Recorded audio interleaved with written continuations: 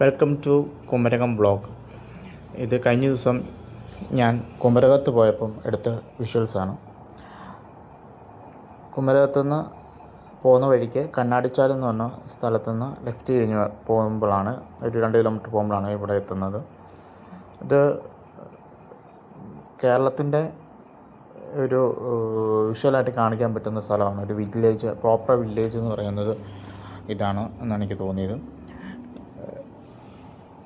നല്ല പ്രകൃതി ഭംഗിയും കായലും, പിന്നെ അവിടെ കൂടുതൽ ആൾക്കാർ താറാവ് കൃഷി ചെയ്യുന്നവരും മീൻ പിടിക്കുന്നവരൊക്കെയാണ്.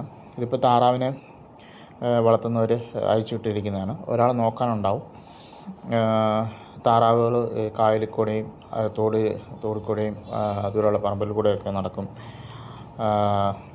വൈകുന്നേരം ആകുമ്പം അവർ തിരിച്ച് ഫാമിലിയോട്ട് കൊണ്ടുപോകും. അങ്ങനെയാണ് അവിടെ ചെയ്യുന്നത്. ഇതവിടെ താറാവ് കായലിൽ കുളിക്കുന്ന ഒരു ദൃശ്യമാണ്.